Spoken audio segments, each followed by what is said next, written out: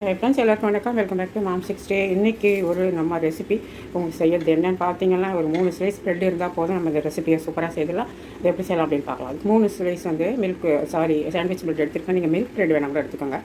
அப்புறம் வந்து பட்டர் வச்சுருக்கேன், ஒரு எக்கு, வெனிலா வந்து எசன்ஸ் வச்சுருக்கேன். அதுக்கப்புறம் வந்து பவுடர் சுகர் வந்து ஒரு 2 டேபிள் ஸ்பூன் அளவுக்கு வச்சுருக்கேன். நீங்கள் நார்மல் சுகராக இருந்தாலும் போட்டுக்கலாம். இப்போ எப்படி செய்யலாம் பார்க்கலாம் வாங்க. இங்கே வந்து ஓடிஜி வந்து ஒரு 10 மினிட்ஸ்க்கு வந்து 180 டிகிரிக்கு ஹீட் பண்ணுறதுக்காக வச்சுருக்கேன். இப்போ இங்கே வந்துட்டு ஒரு பாத்திரம் எடுத்துருக்கேன். அதில் வந்துட்டு நம்ம இந்த இதை வந்து உடச்சி போட்டுக்கலாம்.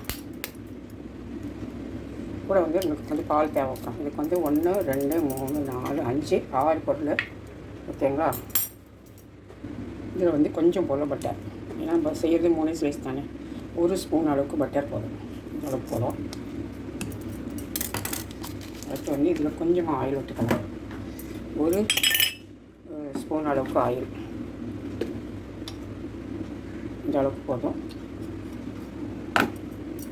இது கூட வந்துட்டு நம்ம எடுத்து வச்சுருக்க இந்த சுகர் வந்து ஒரு 2 டேபிள் ஸ்பூன். இது வந்து சின்ன ஸ்பூன் வந்து 1 2 3 4 டேபிள் ஸ்பூன் வந்து 2 போதும். இப்போது இது கூட கொஞ்சமாக வெனிலா எசன்ஸ் ஒரு 1/4 டீஸ்பூன். இது எல்லாத்தையுமே அரைச்சிக்குவோம்.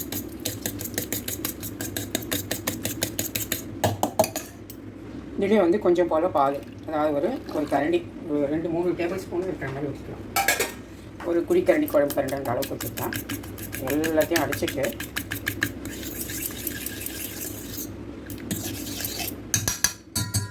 இதில் நம்ம எடுத்து வச்சுருக்க இந்த பிரெட் ஸ்லைஸ் இருக்கு இல்லையா, அதை வந்துட்டு நம்ம சேர்த்து வைக்கலாம். இப்படி 4 நாளாக போட்ட போகிறோம்.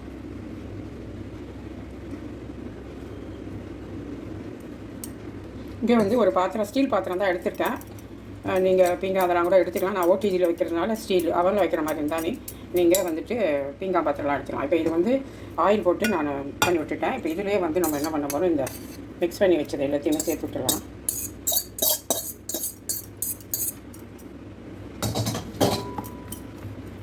எல்லாம் அப்படியே இப்படி லெவல் பண்ணிவிட்டு, இதுக்கு மேலே இன்னொரு விஷயம் இருக்குது. இங்கே வந்து ஒரே ஒரு வாழைப்பழம் எடுத்துருக்கேன். நீங்கள் எந்த வாழைப்பழம் வேணால் எடுத்துக்கோங்க. நான் இன்றைக்கி வந்து கற்பூர வாழை கிட்ட இருந்துச்சு, அதனால அதை எடுத்துக்கிட்டேன். உங்களுக்கு எது வேணுமோ நீங்கள் அதை எடுத்துக்கலாம். இதை வந்து இப்படி ஸ்லைஸ் பண்ணி நம்ம அது மேலேயே போட்டுக்கலாம். இது வந்து என்னோடய ஓன் ரெசிபி தான். எப்படி வருது அப்படிங்கிறத கடைசியில் பார்ப்போம், ஓகேவா.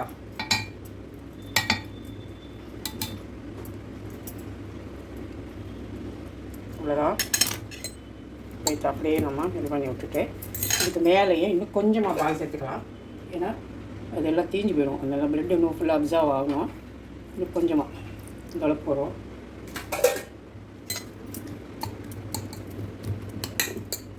அவ்வளோதான். இதை எடுத்து நம்ம என்ன பண்ண போகிறோம்னா ஓடிஜியில் வச்சிடலாம்.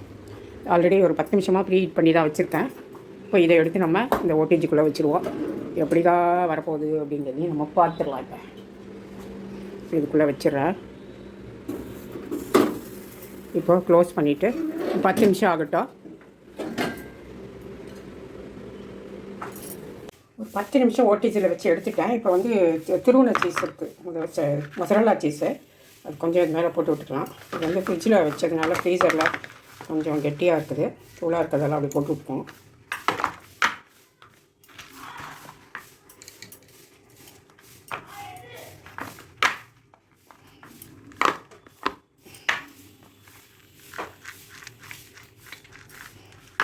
என்ன இப்படியெல்லாம் பண்ணிகிட்ருக்கேன்னு நினைக்காதீங்க. கையில் வந்து செல் இருக்குது என்கிட்ட, அவ்வளோ. திரும்ப எடுத்து போயிடும்போது ஓடிஜியில் ஒரு 10 நிமிஷம் வைக்கலாம். பாருங்கள் ஃப்ரெண்ட்ஸ், எடுத்துட்டேன் ஓடிஜிலேருந்து. தெரியுதா பாருங்கள், சூடாக இருக்குன்னு எடுத்து வச்சுருந்தேன். எனக்கு வந்து டோட்டலாக ஒரு 20 நிமிஷம் ஆச்சு, 20 மினிட்ஸ் ஆச்சு. எப்போயுமே எதுலேயும் வைக்கிறப்போ நம்ம கேக்கோ எதை செய்கிறப்போ பார்த்தீங்கன்னா ஒரு ஸ்மெல் நல்லா வெந்த மாதிரி வரும். அப்போ தான் நம்மளுக்கு கரெக்டாக குக்காகி வந்துருக்குங்க பாருங்கள். நல்லா தெரியுதா? இப்போ குச்சி விட்டு பார்த்தா கூட உள்ள இது சீஸ் மேலே இருக்குது, ஒட்ட தான் செய்யும். உள்ளுக்கு பாருங்கள் நல்லா வெந்திருக்கு. இதுக்கு நம்ம என்ன பேர் வைக்கலாம் அப்படின்னு பார்த்தீங்கன்னா சீஸி பிரெட் கேக், அவ்வளோதான். ஓகேங்களா. ஏன்னா சீஸ் போட்டு பண்ணியிருக்கோம் இல்லையா அந்த கேக்கை, சீஸி பிரெட் கேக். அது மட்டும் இல்லை, ப்ரெட்டை வச்சு தான் நம்ம செஞ்சுருக்கோம். இது என்ன நீங்கள் புட்டிங்குன்னு கூட வச்சுக்கலாம், கேக்குன்னு வச்சுக்கலாம். இதனால் ஹெல்த்தியாக இருந்தால் நம்ம வந்து மைதா அது போலலாம் சேர்க்காத வெறும் ஈஸி மெத்தடில் செய்யக்கூடிய ஒரு 3 ஸ்லைஸ் ப்ரெட்டு. முட்டை எல்லார் வீட்லேயுமே இருக்கும், அவ்வளோதான். சக்கரை இருக்கும், எல்லாமே. இப்போ வெனிலா எசன்ஸ் மட்டும்தான், ஒரே ஒரு ஸ்பூன் பட்டர் இருக்கும், ஆயில் இருக்கும், இது எல்லாமே இருக்கும். நான் வந்து கொஞ்சம் மேலே நாட்டு சக்கரை கூட கொஞ்சம் லைட்டாக தூவி விட்டேன், நல்லா கலர் வரணும் அப்படின்ட்டு. அவ்வளோதான். இப்போ வந்து இது ஆறட்டும், நம்ம கட் பண்ணி பார்க்கலாம். இது ரொம்ப சூடாக இருக்கிறதுனால எடுக்க முடியல, நான் எடுத்து வச்சுட்டேன். இதில் வந்து பனானா ஒன்று சேர்த்துருக்கோம். அதனால் ஹெல்த்தியான ஒரு இதுதான் அது. குழந்தைங்களுக்கு கூட நீங்கள் கொடுக்கலாம். நான் வந்து சுகர் கொஞ்சமாக போட்டு நாட்டு சக்கரை வந்து ஒரு ஸ்பூன் மேலே போட்டு நீங்கள் வெறும்னே நாட்டு சர்க்கரை போட்டுவிட்டு நீங்கள் வந்து குழந்தைங்களுக்கு கொடுக்கலாம். ரொம்பவே நல்லது. இது ஆறட்டும், நான் காட்டுறேன். இப்போ வந்து ஆறிடுச்சு, எடுத்து போட்டுட்டேன். நம்ம சீஸி வந்து ப்ரெட் கேக்குன்னு சொன்னால் அடிக்க வந்துடுவாங்கலாம். அதனால் சீஸி ப்ரெட் புட்டிங்குன்னு வச்சுக்கலாம். ஓகேவா? ஏன்னா நம்ம புட்டிங் மாதிரி தான் அது வந்திருக்கு ஆக்சுவலி. ஆனால் வந்து நல்லதாக இருக்கும் டேஸ்ட்டெல்லாம். என் பொண்ணு வந்து ரொம்ப விரும்பி சாப்பிடுவா இதெல்லாம். நான் சாப்பிட மாட்டேன், எனக்கு முட்டை நார் அலர்ஜி. சும்மா அந்த ஓரத்தில் கொஞ்சமாக எடுத்து பார்ப்போம் அப்படி இருக்குன்றதுனால நான் சாப்பிட மாட்டேன். இப்படி தான் இருக்கும். உள்ளெல்லாம் நல்லா குக்காக இருக்குது, மில்க்கு எல்லாமே சேர்த்துக்கிறதுனால. ரொம்ப சீஸி ப்ரெட் பனானா புட்டிங்.